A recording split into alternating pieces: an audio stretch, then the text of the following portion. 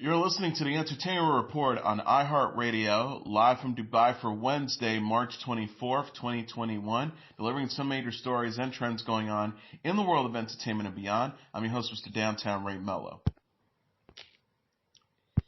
The new animated film, The Mitchells vs. the Machines, is coming to Netflix in April. Netflix shared a teaser and a premiere date, April 30th, for the animated sci-fi movie Tuesday.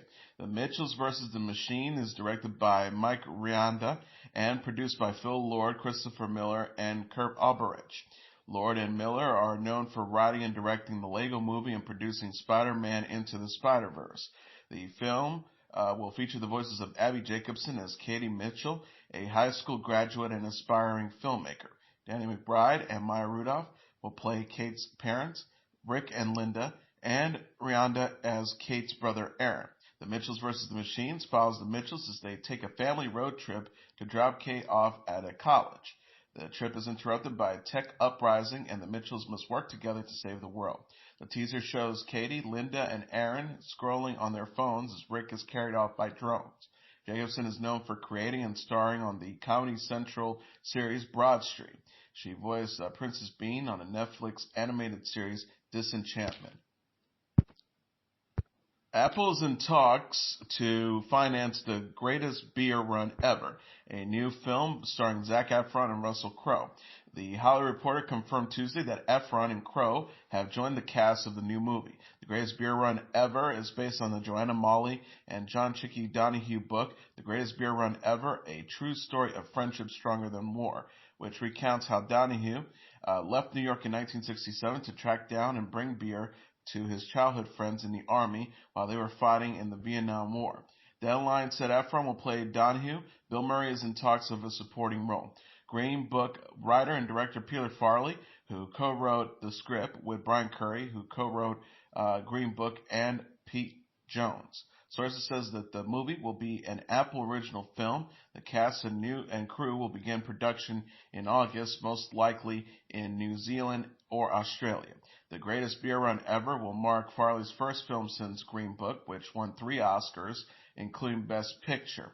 Efron will also star in the remake of the horror movie Firestarter and the survival thriller Gold. Crowe will star in the horror film The Georgetown Project. Scarlett Johansson's standalone superhero movie Black Widow will be released on Disney Plus and in theaters on July 9th. It was slated to debut exclusively in theaters on May 7th. The streaming service said on Tuesday, Black Widow is in theaters July 9th and on #Disney Plus with premiere access. Additional fees required. Directed by Kate Shortland, Black Widow co-stars Florence Pugh, David Harbour, and O.T. Fagleman. It takes place after the events of the 2016 blockbuster Captain America Civil War. Another film getting a dual platform release will be Cruella, the live-action 101 Dalmatians prequel starring Emma Stone and Emma Thompson. It is keeping its May 28th premiere date in theaters, but will be available on the streaming service. Kareem Daniels, the chairman of Disney Media and Entertainment Distribution, said in a statement, "Today's announcement reflects our focus on providing consumer choice and serving on the evolvement of preferences for audiences by leveraging a flexible distribution strategy in a dynamic marketplace that is beginning to recover from the global pandemic. We will continue to employ the best options to deliver the Walt Disney Company's unparalleled storytelling to fans and families around the world." The releases will follow Disney's recent hybrid strategy for its animated feature Raya and the Last Dragon, which has been the #1 movie in the North American box office for the past 3 weekends, as it simultaneously plays pay-per-view on Disney+. Because of the coronavirus pandemic, most films have been rescheduled movie for theaters to stream services or gotten hybrid releases in both theaters and online.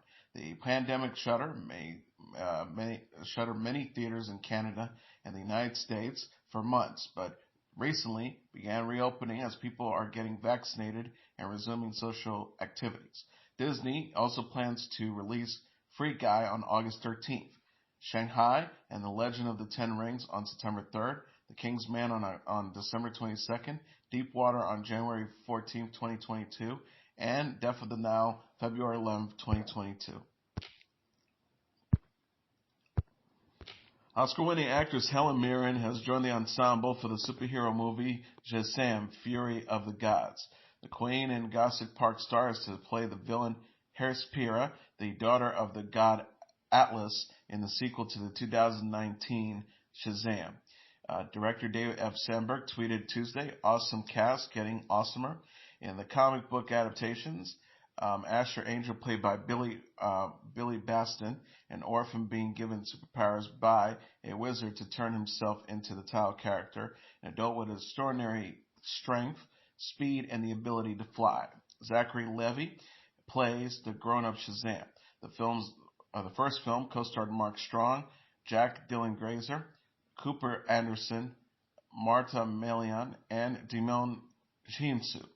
The sequel is set to debut on June 2nd, 2023. Michael Urie, Philemon Chambers, and Luke McFarlane have joined the cast of the Netflix upcoming holiday romantic comedy Single All the Way. Urie will star as Peter, who wants to avoid his family's judgment about his single status during the holidays. Peter convinces his best friend Nick, played by Chambers, to pretend that they are in a relationship. The plan goes south when Peter's mother sets him up on a blind date with the handsome trainer James, played by McFarlane.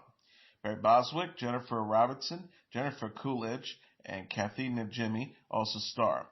Tony Award winner Michael Mayer serving as director. Chad Hodge is writing and serving as executive producer. Joel S. Rice of Muse Entertainment is producing. Single All the Way is coming to Netflix during the 2021 holiday season. Urie said in a statement, "Celebrating Christmas and springtime with this amazing group of artists must mean I was good this year."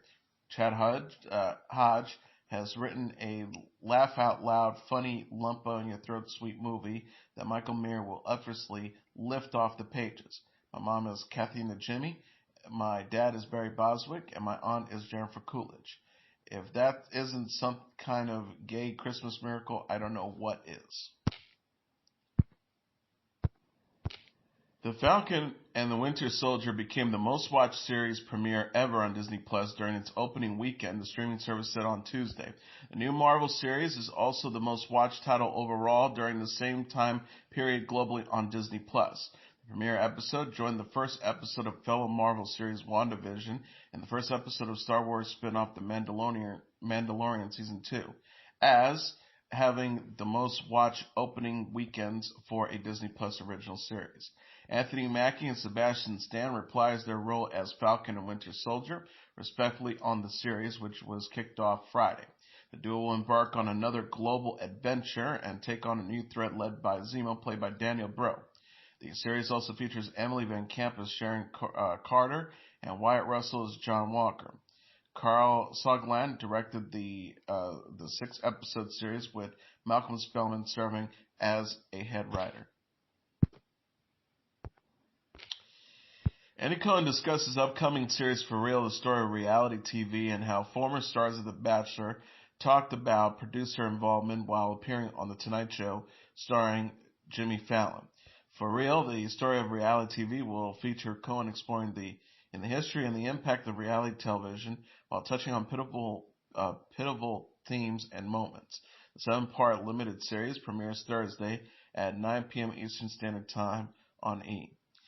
Cohen told Fallon on Monday, lots of great ideas in reality TV, lots of maybe not so great ideas about the series, and said he spoke with former reality television stars from shows such as The Swan and Kids Nation.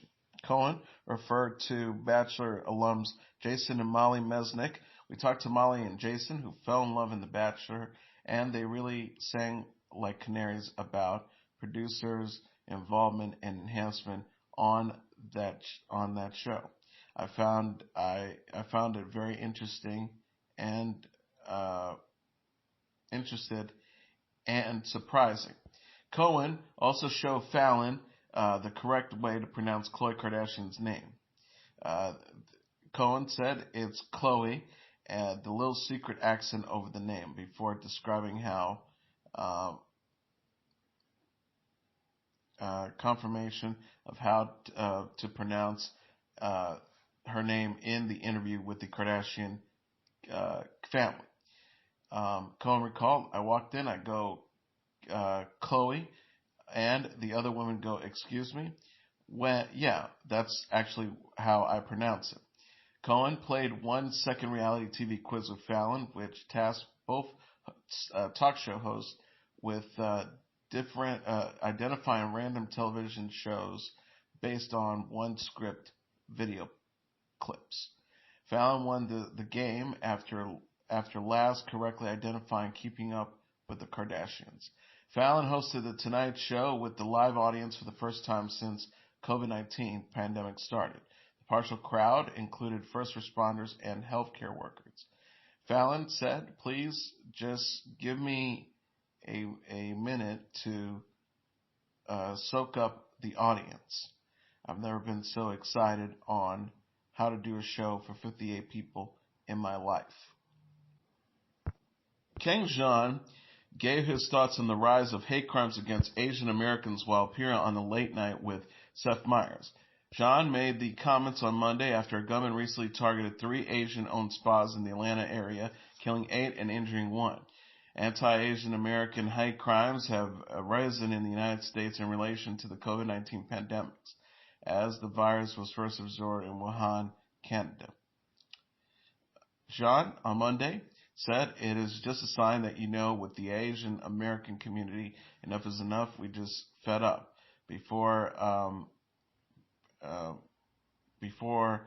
After giving props to late night writer Karen Klee, who recently discussed the issue on the talk show.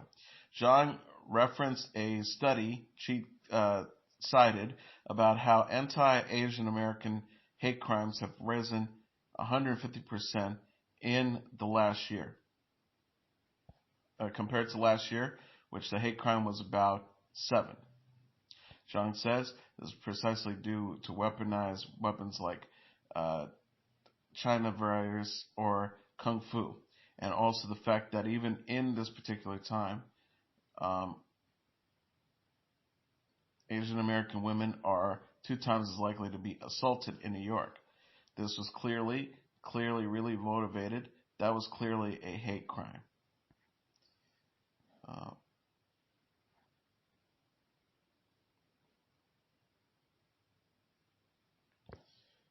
Jeong is a judge on season 5 of The Masked Singer, which airs Wednesdays at 8 p.m. Eastern Standard Time. Netflix is giving a glimpse of the new documentary Life in Color with David Attenborough. The streaming service shared a trailer for the 3-part docuseries Tuesday, featuring Attenborough, 94, as the host and narrator. Life in Color explores the many ways in which animals use color in their lives. The documentary highlights animals from across the world, from Costa Rica to the Scottish Highlands. The preview shows off new camera technology that was especially developed to film the series. Attenborough says, we will reveal a world that has been hidden from our eyes, colors so bold and bright and brilliant they dazzle our senses. Attenborough said in a statement that the new technology allows filmmakers to unlock some of the mysteries of nature and share what they know. Attenborough said in his statement, over the decades, film has been extraordinary advances from black and white to color, and high definition, and even ultra high definition. But we have to always know that there is another there's another word for color, one that only animals can see. Life in Color executive producer Stephen Dunkelev said Deadline this month that the COVID-19 pandemic disrupted film plans. Life in Color will premiere April 22nd on Netflix. The series is produced by BBC and Netflix.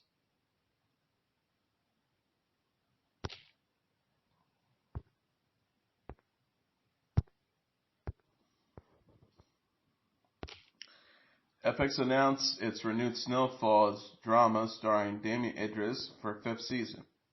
Eric Shearer, the president of FX Entertainment, said in a statement Tuesday, Snowfall has come into its own as one of the best dramas on television. Its quality and audience growth is a remarkable achievement for a show in its 4th season. Damson Idris and the entire cast continues to deliver outstanding performances. Created by the late John Singleton, Eric Amadio, and showrunner Dave Andron, the series is set in 1980s Los Angeles and airs Wednesday nights. Season 4 is to wrap up on FX in April. Actor George Segal, known for starring in the Goldbergs Just Shoot Me, Who's Afraid of Virginia Woolf, and more, has died at the age of 87. Segal's wife, Sonia Segal, confirmed his death in a statement. She says the family is devastated to announce that this morning George Segal passed away due to complications from bypass surgery.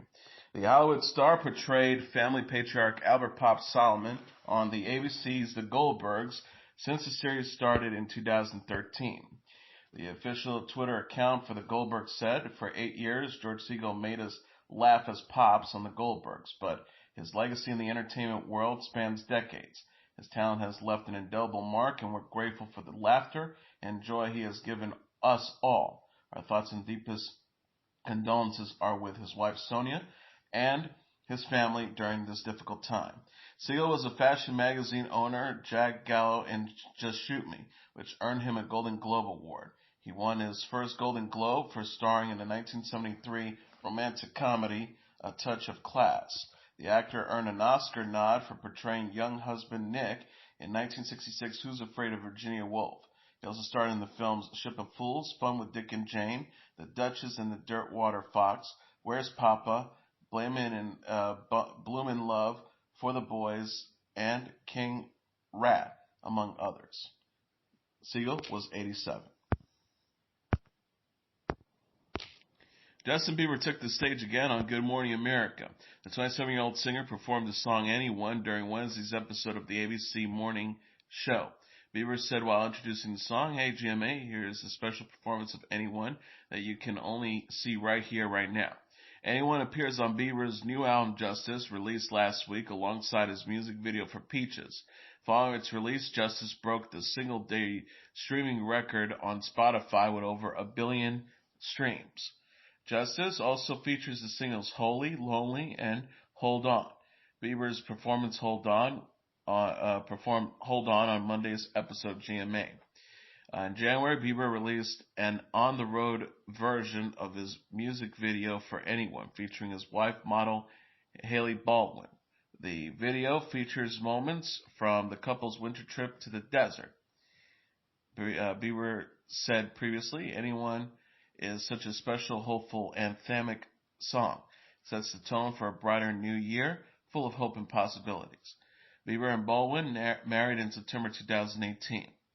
Bieber said on the Ellen DeGeneres show in December that he wants to have as many kids as possible with Baldwin. He says, "I'm going to have as many as Hailey is wishing to push out. I love to have myself a little tribe, but yeah, it's her body and whatever she wants to do." And finally, Taylor Swift will release her first never-before-heard song titled You're All Over Me from the Vault. Thursday at midnight, the singer announced on Twitter Wednesday.